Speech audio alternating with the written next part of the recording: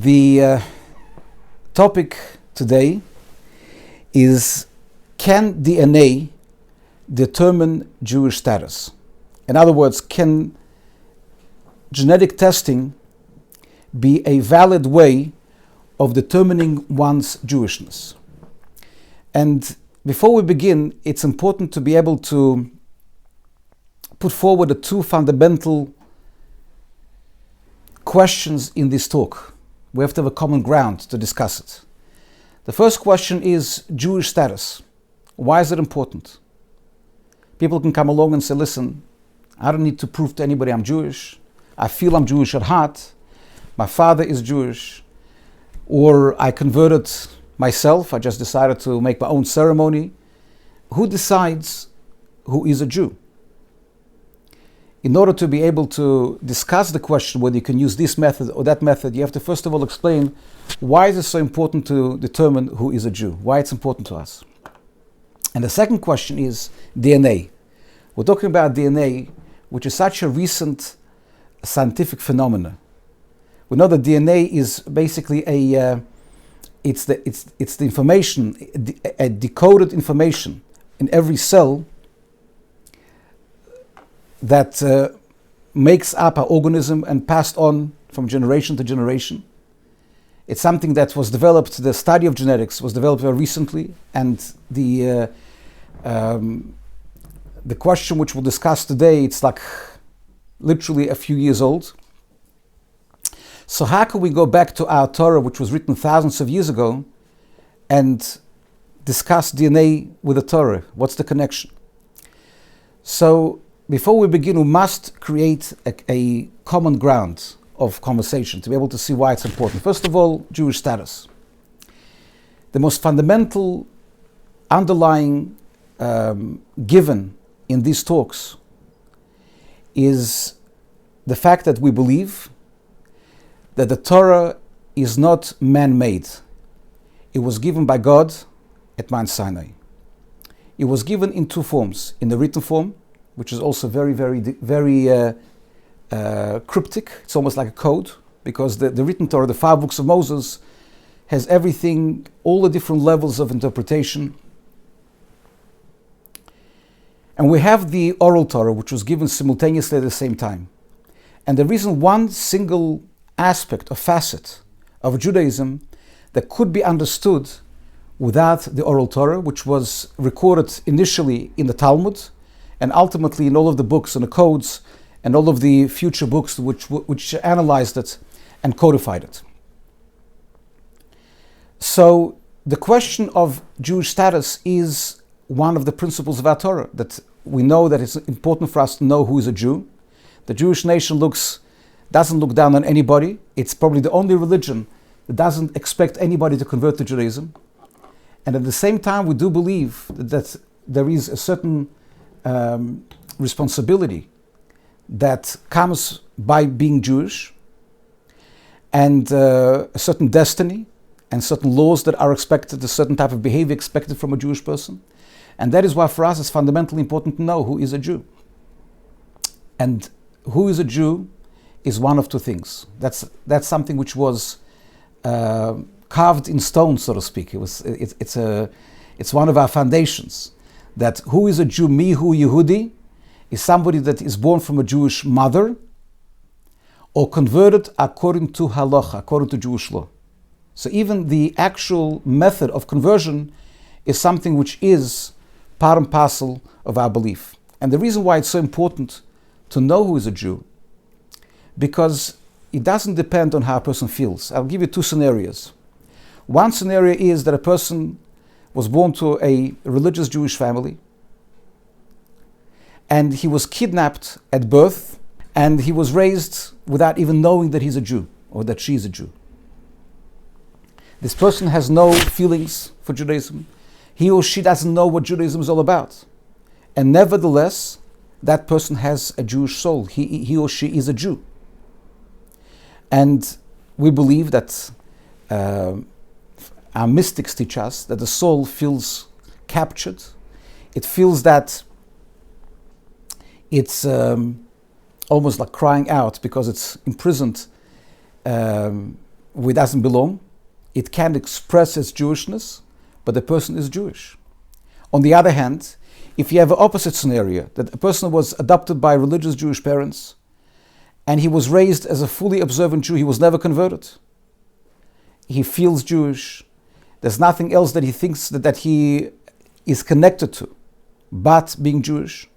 And nevertheless, this person, according to Jewish law, is not Jewish.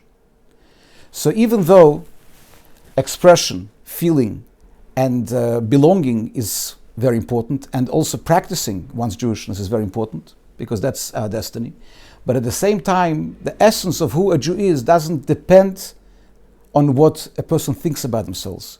There are many people think that they are Jewish and they're not Jewish, and there are many who think that they are not Jewish and they really are Jewish. And that is why the concept of a Jewish status is so important to us. So when people get married, one of the things that we know is that a rabbi cannot perform a Jewish ceremony, a chuppah, unless he knows that both the chosa and the kala, the groom and the bride, are Jewish. And if, in most places that you have a centralized Beth Din, there's a system when before any rabbi marries a couple, they have to go to a Beth Din and they have to be certified as being Jewish.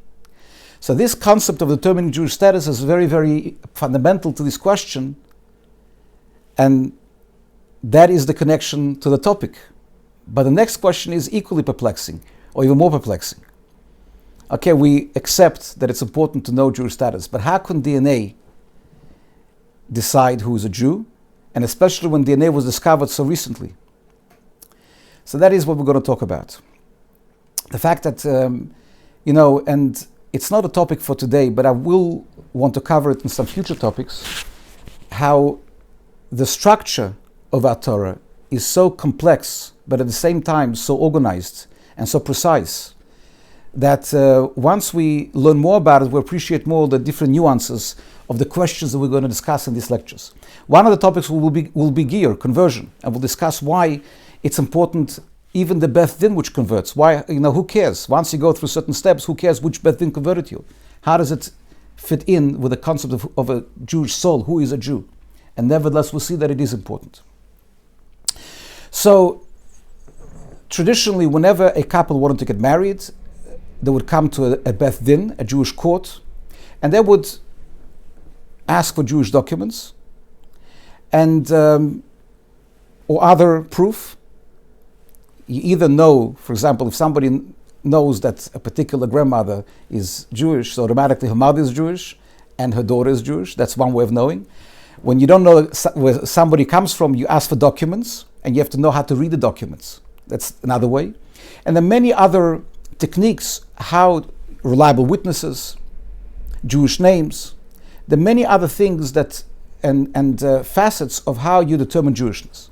But sometimes we are faced with a situation when people come to us and say, I'm a Jew, and they passionately feel that they're Jewish, and nevertheless they have no evidence to show, or not enough evidence to certify them as such. And what do we do in such a case? In most cases, we are able to determine, in I would say 95% of the cases. But inevitably, you're faced with the situations that you cannot determine due to lack of documents and other evidence. So that's the question: can we use DNA? The question of using DNA for Jewish law is something that was discussed in many of our sources, in many of the responsa. But today we'll limit ourselves just to Jewish status. We know that regular DNA, people today, it's very popular. You look on different websites. There is the Family Finder, 23andMe, Ancestry, all different type websites people go on and they try to do a swab and they send it in and they're being told you are 87% Ashkenazi Jew. Can you use that particular method to determine Judaism? And the answer is you can't. And the reason why you can't, because all of us are products of our parents. The way a human being, the way a conception takes place, you have a female egg and you have the male sperm. The sperm fertilizes the egg. From that is created, you have an embryo. The embryo develops into a fetus, and it's 9 months in the uterus, and ultimately you have a child. That child has the DNA of his father and his mother. His mother has a DNA of her father and her mother, and goes ad infinitum till the end of days. And therefore, when you come to to check one's DNA, it cannot possibly be admitted in Jewish courts or used as properly certifying one's Jewishness, because you don't know ultimately the mother is Jewish. It's possible that you are 95% Jewish according to this test, but there was some non-Jewish mothers many generations ago, and you hardly have the volume or the quantity of her DNA, but because you have all of these other fathers and the male DNA that is mixed in, and therefore it's not admissible. There's only one type of DNA that could be admissible in theory, and that's the one I'm going to discuss today, and that's called mitochondrial DNA. What is mitochondria? Mitochondria is a very minuscule part of every cell. I'll give you an example. The female egg has something like 3 billion letters of DNA. Billion, not million. And the mitochondria has 16,500. It's really minuscule, it's tiny. So the mother passes on her mitochondria together with the rest of the DNA. She passes it on to all the kids, to sons and daughters. But only daughters can pass it on. Males, it self-destructs. It doesn't continue. So it only goes on a female side. So technically, if you could find a Jewish woman who lived 1,000 years ago, and you can match the DNA of somebody born today, technically, that person would be Jewish. The question is, how can you tell when somebody that this is a Jewish mitochondria? That's the question. So that's something which started to be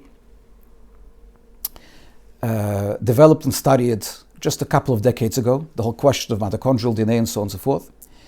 And specifically with a Jewish mitochondria and how it could be used for Halacha, for Jewish law, that's something which literally started to be looked at a few years ago.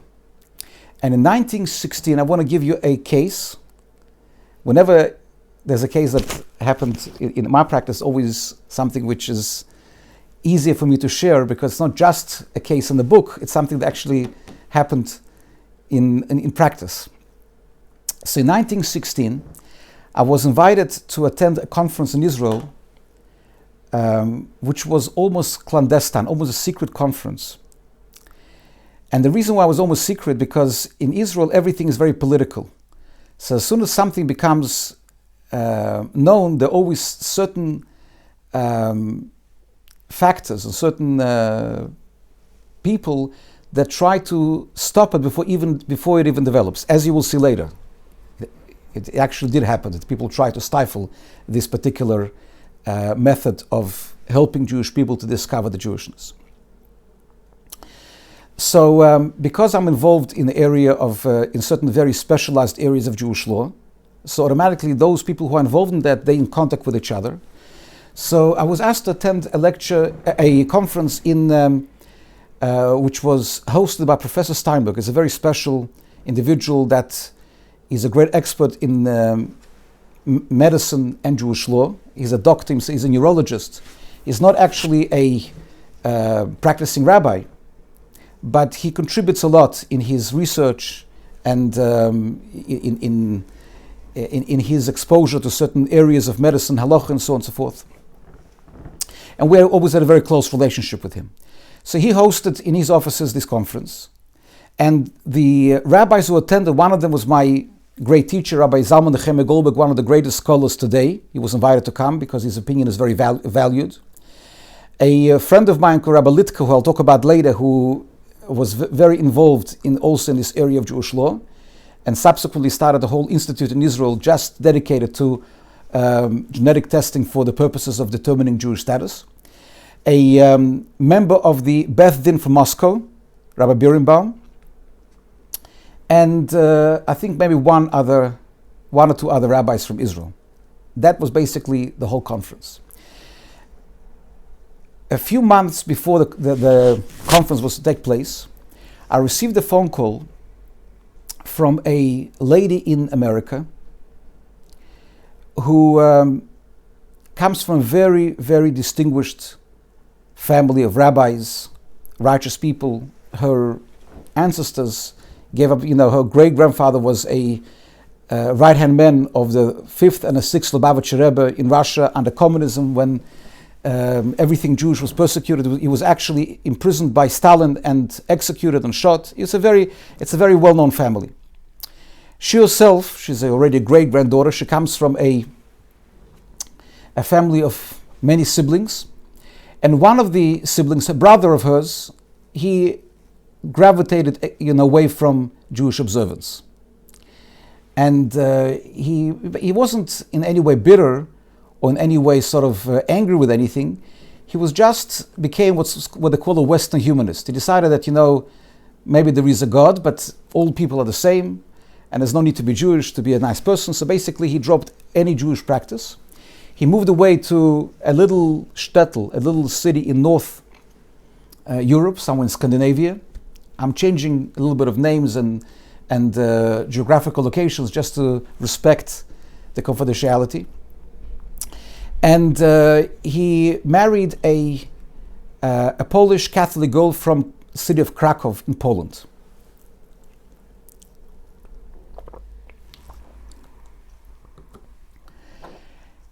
The family took it very, very hard, and they cut off connection with him. They basically didn't have anything to do with him, except it's very difficult to judge because different people, it was very painful for them. I'm not saying that they're right, but that's what happened.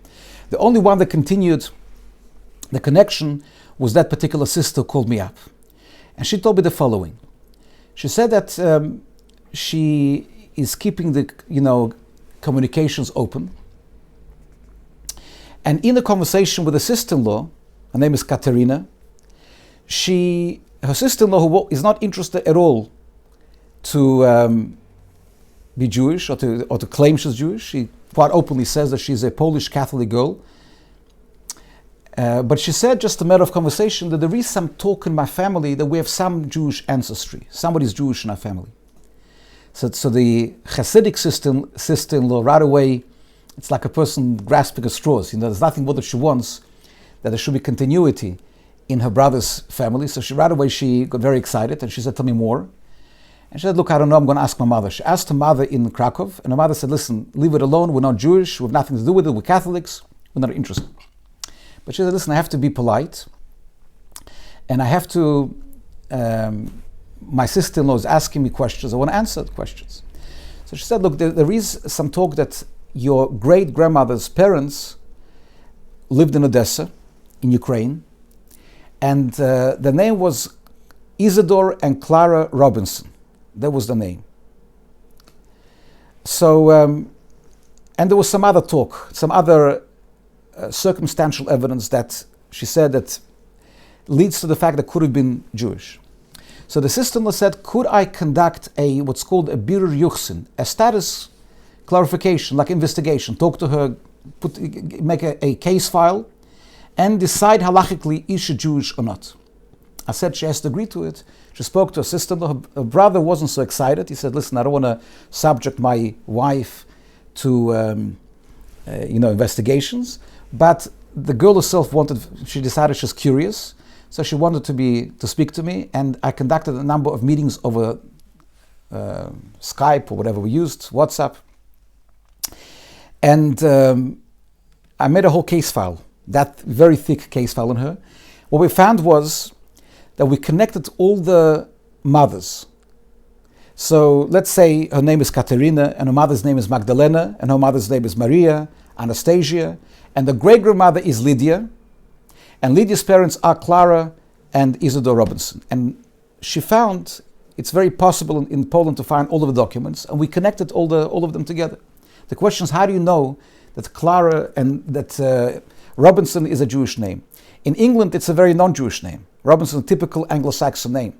But there are many names, those who are experts in names, know there's some typical Jewish names that in Germany are not Jewish at all. A name like Green, Weiss, Schwarz, Goldberg, Greenberg, all these names are very Jewish in Russia or Poland, but in Germany they're not Jewish at all. Robinson also. Robinson is a typical English Anglo-Saxon name in England, but in Eastern Europe it was very possible to be Jewish. Not as Jewish as Finkelstein or Cohen, but pretty Jewish. So that wasn't enough. So we also had some circumstantial evidence. They had a neighbor. And a neighbor, he was already by the time over bottle, as we say in Yiddish. He was already senile. I couldn't interview him. But there was evidence that he always told Lydia and the daughter that he always knew, all the neighbors knew that when they moved from Odessa to Krakow, that they were Jewish, and they liked them, and therefore they didn't give them to the Nazis. They didn't betray them. And there were a number of other things that we found that maybe like hinting to the fact they could be Jewish, but nothing that you can really certify. So I said to the sister-in-laws, look, I'm going to this conference in Israel, and we're going to discuss, mitochondrial DNA testing. When I come back, I'll see if it's worthwhile for your sister-in-law to do that test. I went to the conference. It was in end of August 2016. And it was very fascinating. We had 3 top scientists, the top experts in this area, Dr. Karl Skoretsky, who was a Jewish doctor who developed the famous Cohen gene, if anybody heard about it. 3 of the top scientists in the area came to talk about it, and they spoke from the scientific perspective. They explained basically what the crux of the matter is as follows. That I want to tell you from the beginning that this particular form of testing will never make somebody non-Jewish. It will never disprove Jewishness. That's very important to know. If somebody is Jewish, no amount of DNA will make him not Jewish. Once a person has the legal certification that he's a Jew, he knows who his mother is, he knows who his grandmother is, everything is sort of kosher, it's irrelevant what his DNA is, because even if he has the most non-Jewish DNA, it's very possible that there was a certain time when there was a lot of converts. It was around the time of before the destruction of the Second Temple, there was a huge amount of converts among the Jewish people. We find very few converts in the Middle Ages. Very, very few. But before there were quite a few converts. So, I always tell people, say, listen, it's dangerous because you can sometimes test somebody and you can challenge or try to disqualify the status. And that's absolutely not true. You can never ever disqualify anybody's status. But on the other hand, as far as proving, we found something fascinating. The scientists have found that approximately 45%, now it's already about 50%, but then it was about 45%, of specifically Ashkenazi Jews. I'll explain to you why Ashkenazi more than Sephardim. We know that Jewish people, they come from different places. Ashkenazi Jews are the ones who came from Germany, and they lived until a certain time in Germany and France. And in the Middle Ages, they migrated also to Eastern Europe and lived in Poland and Ukraine and Russia, Hungary, and all of these places. They're called Ashkenazi Jews. The Sephardi Jews, they lived in Spain, and from Spain they immigrated to Turkey and North Africa and Syria and these sort of places. They're called the Sephardi Jews. With Sephardi Jews, more complicated because there's a lot of small families and harder to find patterns of exclusively Jewish families. With Ashkenazim, they found there were 4, what we call the 4 primordial mothers. It's a symbolic term. It's not the 4 mothers from the Bible, Sarah, Rivka, Rachel, and Leah. We're talking about 4 mothers, 4 families that lived approximately 1,000 years ago in Germany, in Rhine. And those families, those mothers, have an exclusively Jewish DNA. And anybody that is matched to that DNA has it's almost impossible to be non-Jewish, because I'll give you, for example, if somebody comes over here, it's a combination of statistics and genetics, and I'm not planning to make it into a science lecture. So I'm not going to go into it now, but statistically, if somebody comes to the Beth Din and he brings evidence of about 40% that is Jewish, that 40% is not enough. You can't certify him. But if he will be tested and he is matched to one of the four mothers, this 40% or even 30%, even 20% becomes more than 99%. To such an extent that the scientists, they felt that if you take a non-Jewish person and you will test that non-Jewish person and he's matched to one of the four mothers, as far as they're concerned, they're very, very humble, and they said they're not here to give us rabbinic advice. So they didn't tell us how to rule according to Jewish law. But they said that if you, as far as they think scientifically, if you would have a non-Jewish person who had no connection to be Jewish, and by luck he was picked out and he was tested one of the four mothers, that person must be Jewish. It's just somebody converted out in his family. That's how they feel. I felt at the time, and also feel now, there should be some kind of a connection before you certify somebody. And usually there is. Why would a person come to be tested? People come to be tested because they have a connection. They have some kind of a claim to be Jewish. And therefore, there must be some other connection, some other evidence in order to be able to use that DNA to seal, to certify them. But whichever way you look at it, the connection to one of the four mothers is a very, very, very strong connection. So when I came back from Israel, I told the sister-in-law, I said, you know what, I suggest that your sister-in-law should do the test, but tell her it's not going to, it's too new. In Jewish law, it doesn't happen that scientists come up with some idea and right away you make a new halacha, you make a new Jewish law. There's a process. There has to be a proper thesis written, has to be defended, has to be an agreement, and so on and so forth. So I said to her, don't make her feel that as soon as, if she'll be tested as one of the four mothers, automatically she's Jewish. But it'll go a long way. So in order to test somebody, it's a swab. I have over here a kit I might show you later on. It's like a regular little brush and a little flask, like a little jug with chemicals in it which preserve DNA, and it's all sealed. You take the brush and you scrape inside the cheeks, and you break it off and you put it inside the part which actually took the DNA, you put it inside the flask and you send it to the lab. According to Jewish law, it must be under supervision. You can't do it yourself. It's not admissible in Jewish court if it's done on your own. And it's very simple why. He can give it to somebody else. How do you know it's this person's DNA? The person can give it to a rabbi and say, take some of your DNA and we'll send it to the lab. So there has to be a witness.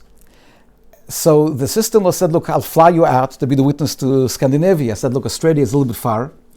So I asked my colleague, who is that particular judge, the rabbinic judge in Russia, in Moscow, if he can fly to Scandinavia. And he agreed to go. By the time he was able to fly, it was 2 days before Yom Kippur. He arrived in that particular city, and the day before, I forgot to tell you, she was pregnant already, this Polish girl. She gave birth to a girl, and but she was happy to do DNA. She did it, and he took it with him to the lab. And in those days, it took a long time. Now it takes about a week to get results. In those days, it took about 2 months to get the results. It was in the very early stage of this research. You had to interpret the data. And lo and behold, she is matched to one of the four mothers. So at that time, I wrote what's called a tshuva. A tshuva means a halachic responsum. It's like a thesis to be able to show halachically a particular position. I'll share the position with you very, very superficially because it's quite involved. But it's important to show because in every single lecture, I want to tell you how the particular conclusion must have its source in the primary source of the Talmud or the codes. It's not just that somebody came up with a scientific invention and right away we did it without any application to Jewish sources. In order to be able to rule on something, it has to be a combination of the particular phenomena together with a halachic precedent. So what is the main precedent? My thesis was printed in a very famous publication. It's a serious publication on very specialized Jewish topics. And God willing, it'll go into a book. I'm printing a book of interesting cases that came from over the years. And hopefully it'll print it there also. There is a concept which many of you may have heard of called an aguna. What is aguna? Aguna is something which today is used a little bit different to the way it was used. It's the same idea, but in different context. In Jewish law, when a woman gets married, or a man and a woman get married under a chuppah, in the halachic marriage, in a Jewishly binding marriage, it creates a very powerful bond. It's not just a ceremony. People say, listen, let's get a celebrant, we'll break the glass, we'll put a canopy. It's a very, very powerful ceremony, a powerful bond which is created. And this bond is so strong because it has a divine intervention. God himself becomes a partner. This bond can only be broken if, God forbid, one of the partners dies or there is a divorce in the family. Among them. A proper Jewish divorce, not a civil divorce, but a get. A get is a very specialized biblical Talmudic process that dissolves the marriage. They can be living apart for 20 years. They could have had 20 civil divorces, but unless they had a get, they are still considered married. Now, today we hear about aguna cases when a woman is denied a get, when a husband is holding on and he doesn't want to give her a get. But in olden times, the typical aguna case was if a husband disappeared, either he traveled and he cannot be found, or during the war. As a matter of fact, it's not even, when I say it was in olden times, it happened now also. When, in 2001, when the Twin Towers, September 11th, when the planes crashed into the Twin Towers, there were many women that had to find a permission to get married because the husbands disappeared, had to jump out or burnt, and there was no remnants left for them. So there had to be halachic methods used to be able to find a solution that a woman can remarry, because without a get or a proper confirmation of the death of the husband, the woman can't remarry. It's one of the 10 Commandments. So, in the Talmud, it's in the Tractate Yevomis, and also in Shulchan Aruch, in the Code of Jewish Law, they're discussing an interesting situation. They find a dead body, and there is a certain hints it could be her husband, but they can't tell. It's decomposed or deformed. They can't tell. Maybe this, even the head is missing or whatever. They can't tell if that's her husband. So there's a whole very, very involved and long section in the Talmud and the codes, which evidence can free the woman and which cannot free the woman. And one of the things that they're discussing is, what if a woman comes along and she says, I have a sign.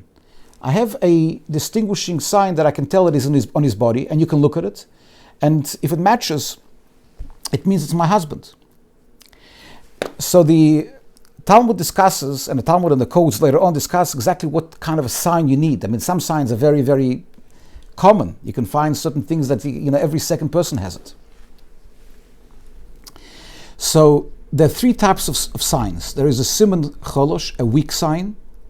There is a siman beinani, an average sign, and a siman muvak. So muvak means a very, very, very rare and powerful sign. And that sign is enough to free her, to change her status from being a single woman, being a married woman, to become a single woman. Now, what is the sign? The sign is echad me'elef, 1 in 1,000. In other words, if it's so rare, if every 5th or every 20 people have it, that's not, if every 100 people have it, that's not enough. But if it's so rare that you will find not more than 1 in 1,000 that have this, that's enough to be able to change your status, which is the most powerful status from changing from a married woman, because there's a lot of consequences and repercussions if a married woman would marry somebody else. It would impact on the children, which we'll discuss in future lectures, questions of illegitimacy and so on and so forth.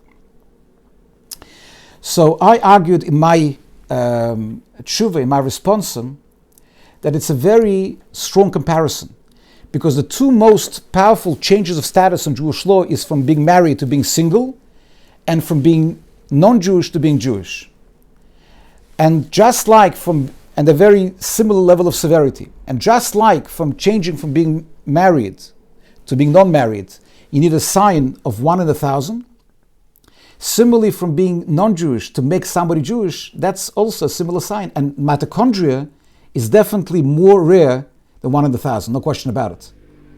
The probability of somebody being matched to one of the forefathers and not being Jewish is definitely much more improbable than 1 in 1,000.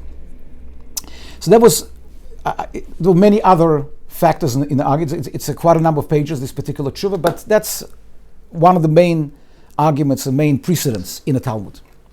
Once I wrote it, there was a discussion about it, and a very prominent rabbi in Israel wrote a counter argument, and he wrote both of our response were printed in a booklet, separate in a booklet, my response and his counter argument. There was a lot of discussion. In the meantime, I told the family, listen, I believe that this girl is Jewish, but we have to wait. I can't officially certify her until some time will pass and it'll become more inculcated and ingrained in the world of Halacha, in the world of Jewish law. So the father contacted me and he said, explain. So I explained it to him. I said to him that as far as your connection to her, I believe she's Jewish. But as far as, for example, conducting your chuppah, that's premature. It has to be accepted by among the other authorities and so on and so forth. He said, listen, Rabbi Ulman, for me, I don't need anybody else. If you write me a psak, a ruling she's Jewish, I'll accept it. But until you will do so, I'll remain status quo. Will remain, I can't accept the situation as is. And the situation remained as it was. In around July 2017, the sister-in-law in America came up. She's very good in researching genealogy. She came up with a whole genealogical file in, I don't know what you call it, it's in somewhere internet, where they have a rishima, a list of community members in Odessa in the end of the 19th century. And in that list, she found the names of Clara and Isidore Robinson. She found so much information that basically it was impossible for them not to be Jewish. Number one, it was the same names. It was the same maiden name. We had a rumor that her maiden name was Vorhaft, which was a Germanic Jewish name, or could be German, could be Jewish, and that was a maiden name listed on that website. We found out that we knew that she had 7 kids. Lydia was one of them, and we knew about 2 others who immigrated to America. She found kids by the name like Shmuel Yosef. There was one name. A daughter called Matel, which is a real Jewish name. She found all the kids married under a chuppah. It was a situation where it was already impossible for them to be non-Jewish. And after we found all of that, I wrote a second appendix to my responsa, and I wrote a psak, a ruling that she is Jewish. And this time, with all of the evidence, I had all of I had the chief rabbi of Israel that co-signed together with me. We had the same rabbi who argued with me then, he co-signed with me this time. We had 5 or 6 rabbis who signed together with me, and she was fully accepted as Jewish. Now, this case was very, very instrumental in pushing forward this particular area of certification, because until now, they usually tested those people that they knew in advance what will be the outcome. There was no surprises. This was the first case when a young lady came who had no claims whatsoever to being Jewish, and first the mitochondrial test matched her to those exclusive Jewish families, and afterwards they found irrefutable proof that she is Jewish. So it started to be propelled, and it started to be used more and more in Bate Din, in Beth Dins in Israel. And I, since then, dealt with literally dozens and dozens of cases in Australia and abroad, and we had some fascinating cases. Some of them were very good results, some not such good results, but we definitely helped a lot of people who were struggling to prove, and so even for themselves. It wasn't always to prove to others. We had a case when I was contacted by a man in Philadelphia who was adopted at young age, and he did as much research as he could into his biological parents. And when it came to his mother, he got stuck at a certain level, and we were able to match him. And with him, there was no question of marriage. He was a single person. He became religious. It was just purely his own. He was tortured by doubts, so to speak. And this particular method allowed him to feel that he is Jewish without, and we gave him a certificate, and which we did in many cases. Now, my friend Rabbi Zev Litke created a institute, and he works with the labs in Israel, and they keep on broadening the parameters. Right when we started, it was only 45%. Now it's over 50%. They found new families that are exclusively Jewish. They hoping that if they'll be able to get a certain amount of funds, they'll be able to in a couple of years they'll be able to extend it from to certify 80% of Ashkenazi Jews. That's all they need. More than 80% you don't need, because once you have too many people, it's already starting to question existing people. It'll never be 100%. It's only to be able to assist people that probably are Jewish but missing they're missing some of the evidence. Now, what I want to say, as I mentioned in the beginning, one of the reasons why in the beginning, when we first met, we tried to keep it very confidential, this whole meeting, because in Israel especially, everything becomes political. And sure enough, just a few months ago, a famous politician called Avigdor Lieberman, many of you may have heard of him, he's an interesting personality that decided, he was never like that before, but he decided, he comes from Chisinau, from Moldova, and he was always very strong, had very strong Jewish feelings and everything else, but in the last couple of years he became violently anti-religious, extremely anti-religious. And he actually, under the influence of certain people that pushed him to do it, he took the whole mitochondrial testing to Israeli civil courts, and he tried to ban those tests. And he claimed two things. Number one, he claimed that these tests will disqualify existing Jews. And I've explained to you already that that's not the case. It will never ever disqualify anybody, only assist. And the second reason why he took it to court was because he claims that it's another plot to make the life of Russian Jews more complicated. They're being tested anyway, and now you're going to put another hurdle. And it's also such a fallacy. It's also not true, because if we don't have to use it, we never ask anybody to do a genetic testing if we can ascertain the Jewishness without it. And even when we can't, we only offer it to them as assistance. We never force anybody to do it. People usually, they jump at the opportunity in order to be able to assist themselves. So therefore, it's something that is purely used to help people, to assist people, and never ever to make life more difficult and to try to, God forbid, disqualify any existing Jewish person. So there are many very interesting facets of how you test, and middle ground between being connected to one of the exclusive families and somebody who is totally not Jewish. There's a lot of middle results, which sometimes you can use it together with an existing evidence outside genetics. but whatever it is something which is growing, and it's a very, very fascinating example how Jewish law is not frightened of new developments. It looks at everything substantively. Whenever something comes up in the world of science, in the world of medicine, for example, in the future lectures, we'll discuss other cutting-edge science questions that never existed even in the 20th century.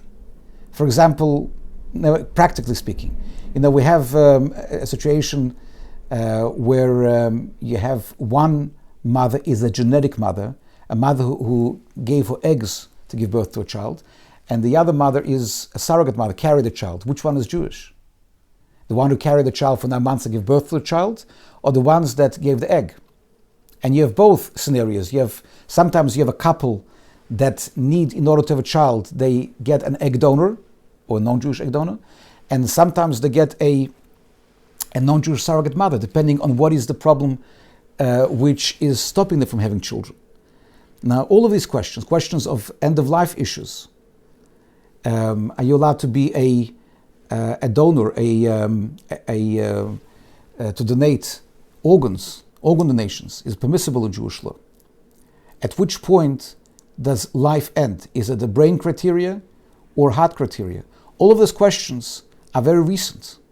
It never happened before in 19th century, never happened. Even in 1960s, it was impossible to find a situation where a person's brain is totally dead and his heart is functioning. Transplants weren't viable. There was no anti-rejection medicine that would allow a person to survive after receiving somebody else's heart. So all these questions developed later on. Some of them are as recent as a couple of years ago. And all of these questions have an answer and a precedent within Jewish law. Rabbi Ulman, what's the false positive rate for their mitochondrial test? So in other words, what is the percentage of people who will test positive who are not Jewish? In my opinion, the ones who tested positive for the 4 mothers, and by the way, we do the tests a number of times to make sure there's no mistakes, I believe it's 0. We never had a situation, like I said before, I never dealt, with the exception of this particular case, which I started off with, when the lady in this particular case had no claims whatsoever. She never thought of herself as Jewish. And with her, we had irrefutable evidence afterwards. In every single case that we have some prior evidence that is a catalyst for them claiming that they are Jewish. So we never had a case, if somebody's matched actually to the 4 mothers, that were not Jewish. If somebody matched the 4 mothers, they are Jewish. There's no question about it. Because we're talking about the 4 families that had no conversions and that were exclusively Jewish. Thank you. So we have a question like this. Is DNA only through the mother's side or can it be through the father's side? The question was, is it only through the mother's side or also through the father's side? Mitochondrial DNA, the one I'm talking about now, is only on the mother's side. But the question is there any value also, sometimes, to test the father's side?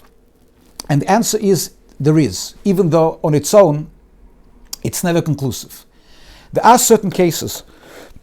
I just now dealt with a fascinating case in America. I was in America in the month of February. And I was approached by also a religious family that one of the sons fell in love with a girl that is also a very committed Jewish young lady, but her grandmother was adopted by a Jewish family. And the question is, how can she prove that her grandmother's biological mother was Jewish? And it was a very, very fascinating case that I was involved with. It's too long to talk about it now.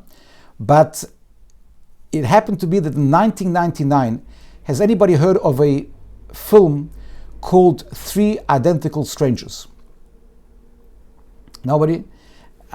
I heard about it only because I read about it I've never seen it myself, but I heard about it and I Googled it because it's a very interesting concept. There was a very unethical scientist, it's a true story by the way that happened, who decided to make an experiment. And he took 3 triplets born to a mother who didn't want to keep them, and he convinced her that he'll be in charge of organizing adoptions for them. And he got them adopted into different families. And he wanted to create a scientific experiment where he will look at what happens, he will follow them, and see whether it's nature or nurture. He will see exactly what's more effective, your genes or how you brought up. And it happened to be that at some point, one of the triplets was studying in university, and somebody came over to him and started to talk to him like he knows him. And he started to talk to him like he met him in a different place, in a different city, and he couldn't understand, he never met this person before. And after talking for a while, he realized that there must be somebody who looks just like him, and this person is mixing him up. So he started to make an investigation. And finally they hired a private investigator who found this whole situation, found all the triplets, and they discovered the whole story, how they were adopted and everything else. One of them committed suicide. It's a very, very sad and an interesting story. And you can Google it and see it in short how it plays out. But this particular grandmother of this young lady who I was dealing with, she hired exactly the same private investigator as was used for those triplets to locate her biological family. And they found a lot of evidence, and she wanted to see if that evidence is enough to make her Jewish. So we certified her as Jewish on the basis of 3 things. Number 1, and each one of them was sort of a partial thing. Number 1 was a lot of evidence about the fact that the biological great-grandmother was also her biological grandmother. In other words, they were saying that the biological mother of her grandmother was Jewish. There was a lot of evidence. It wasn't so simple to be able just to certify it, but there was a lot of evidence to that effect. Mitochondrial DNA didn't connect her to one of the 4 mothers or a family which is exclusively Jewish, but it was somewhere in the middle. It was a sort of genetic family that is, a lot of Jews come from there also. It wasn't exclusively Jewish. But we used the general DNA, which includes the father, to do the final, as we say, nail in the coffin, to finish off the investigation. Because a lot of times it fits in once you know who was the biological father, and we knew for sure who was the biological father. So all of this came into place, and together with the mitochondrial DNA, we're able to see the whole picture. So even though on its own, the full DNA, which includes the father, cannot be used to certify Jewishness, but many times we use it in conjunction with that in order to get a bigger picture, and together we're able to certify somebody. Okay, so with someone that tests back to the 4 mothers, why does it go a long way to prove they are Jewish? Maybe there is a father in between.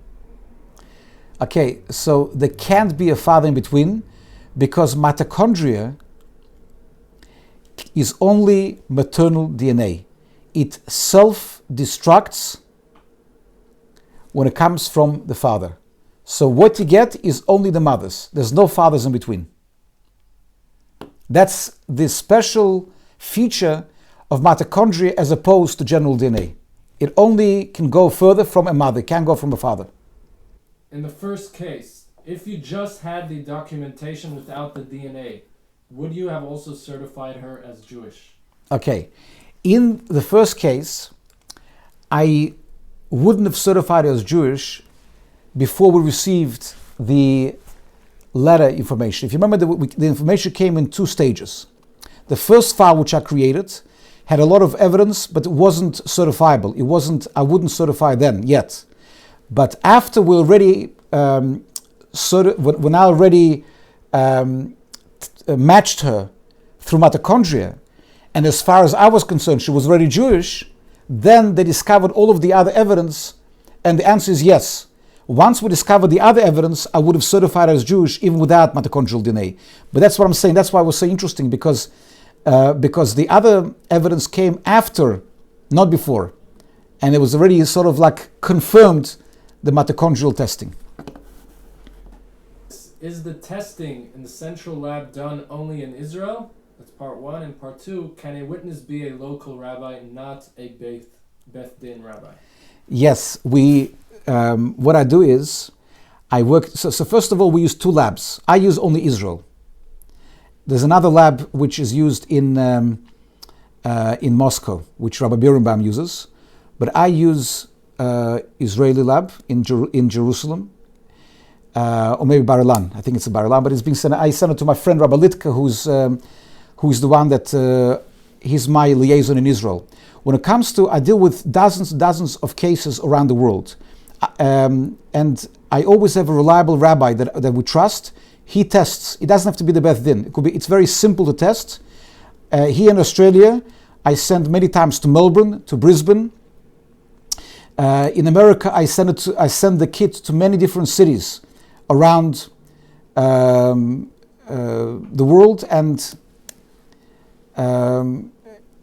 all of my rabbinic colleagues, I trust them fully, and that's all that is needed. A rabbi that I know is a witness, and he's the one that actually sends it away. It can be that person himself, has to be the rabbi to send it away to the lab. Do you make them do a safek gerus, i.e. go to mikvah? So it depends on the results.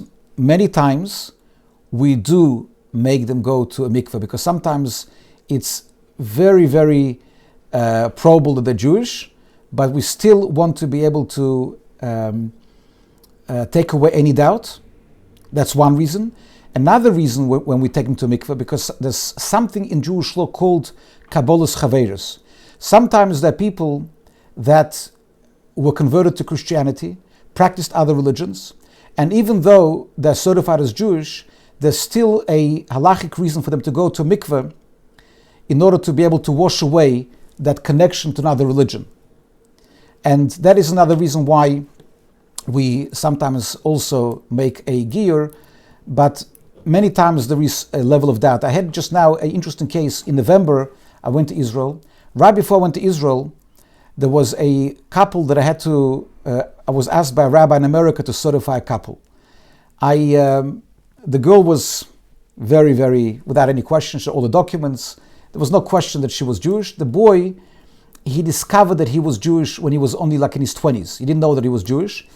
And I did quite an extensive research on him. And I felt that he was Jewish. I felt that it's enough to certify him. However, one of my colleague on the Beth Din here said, why don't you take him to mikveh? You're going to be in Israel at the time of right before his wedding, and he's coming to Israel to get married. Why don't you put him in the mikveh? So on one hand, because I wasn't conducting his wedding, because he wanted me to, but I wasn't in Israel for that time. But the rabbinate, they always trust my letter of certification. So I wrote in my letter that he's Jewish. I didn't write that he was converted. Because in such a case, when I believe that he's Jewish, and I put him to mikveh just in case, I will write in his certification that he's Jewish. So I wrote that he was Jewish. But nevertheless, I told him, you know what, my Beth Din feels it's good if you go to mikveh. Let's take you to mikveh a couple of days before your marriage. When I took him to mikveh, I had with me the mitochondrial kit, and I said, how about you do a test? He did a test. He went to the mikveh, but a week later we received the answer that he was definitely Jewish. He definitely did come from the foremother. So it doesn't hurt. A bit of water doesn't, especially he was observant and he was already religious. So a bit of water doesn't hurt. But sometimes we do take him to mikveh if there is an element of doubt. It's like this: can a male test for the mitochondria test, or only a woman can? In other words, does it die in the sun, or does it die in the sun's sperm? Anybody can be tested. Men and women equally can be tested. It's passed on to both men and women. It just cannot be passed by a man. It's only passed by women, but it goes to sons and daughters. So we test equally men and women.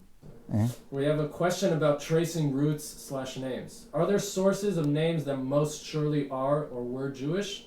Practical example, traced back to the last and first names of grandparents, but no further documents. All right. You're asking, who's asking this question? I'm not sure, but it's a very, very good question.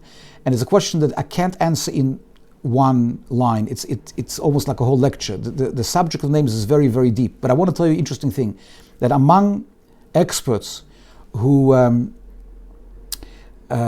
certify rabbis who are experts in Jewish statuses, when they do research and when investigate a status, they have, especially when it comes to certain types of Jews from certain extracts. Doesn't apply to all the Jews. Hungarian Jews, for example, there's a lot of name changes.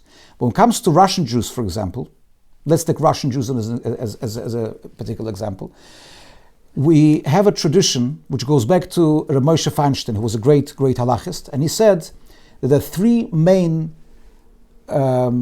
aspects to one's Jewishness, or certifying Jewishness. Number one is documents, and documents you have to know how to read them and to see which ones are valid, which are not valid. Some of them are forged. You have to know how to be able to look at them. Number two, Jewish names. They have sometimes very, very endemic, typical Jewish names which were either exclusively or almost exclusively Jewish. And number three, other aspects like language, Yiddish, knowledge of customs, and so on and so forth. And you need 2 out of 3 to certify as Jewish. 1 is not enough. Documents by itself is not enough. Name is not enough. And the third is not enough. You need 2 out of 3. That's very superficial answer, but right now I'm not going to go into it. Next. Okay, next question we have. What compels people to do this testing? Is it considered by individuals before marriage or conversion, or is it to give them an idea of their lineage, family tree in some way? All 3 and many more. People sometimes they feel that they're Jewish and they don't want to have any doubts. Sometimes they want to marry somebody who's Jewish. Sometimes they very interested into research. There are many, many different reasons, but ultimately it comes back to the same thing, that somebody who is Jewish doesn't want to live in doubt for himself, not just even for others, for themselves. All right, I think this is the final question. Okay, last question. After that is, how can the test be ordered, and what are some approximate costs of the test? The costs are, I have to remember because I don't charge anything for it goes to the lab. The costs are something like $300 American, if I remember correctly. I could be wrong, but not more than that. Approximately this amount.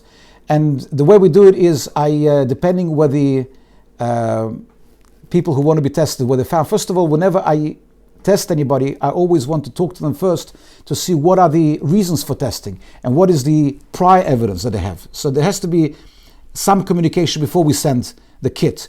Once we see that there is some claim and some interest and possibility of being Jewish, we find out who's the rabbi in that particular city. We send the rabbi the kit, and the particular candidate to be Jewish comes to the rabbi, they test in front of him, and it's being sent off directly, not to me, but straight to Israel. Now we just developed a new way through DHL, which is much, much cheaper, and it's quite a very organized way of sending it to Israel. There's one more. I didn't realize he was at the beginning. This is the last one. Someone's asking how do the Kohanim and Leviim inherit their relation from their fathers? Okay. The Kohanim and Leviim, it's a whole different story. It's nothing to do with this particular test. Professor Karol Skoritsky, before he got involved with mitochondria, he developed about 20-something years ago, he found something very fascinating. He found that there was a gene for a Kohen. I'm going to discuss it because I will talk about Kohanim and status in a different lecture. I'm not going to go into details, but let me tell you that even though technically it's a fascinating test, it cannot be used for Jewish law to determine who is a Kohen and who is not. For the reasons I will explain to you in a different lecture, there'll be a lecture which is named how can you have a situation when you have 2 Jewish people and they can't get married? So in that lecture I will talk about Kohanim, and you'll have to come to that lecture to hear the answer. I want to thank everybody for coming. It was it's a new world to have people, instead of sitting in the same room, to have them on Zoom. I always appreciate those who turn on the cameras, because it's much easier to talk to faces than to talk to names. So those who turn the cameras on, please continue to turn on next time. And I want to wish you a very, very good week, and hope to see you next week, same time, same classroom, called Zoom. I want to thank also Stephanie Knaffelman, who is, and some of the other, the group that she put together to galvanize these lectures. And it's very largely to her that this took place. Ladies and gentlemen, if anybody has afterwards more questions, you can, I don't know how this, SMS them or email, whatever it is. You can email it to the shul and I'll be able to answer.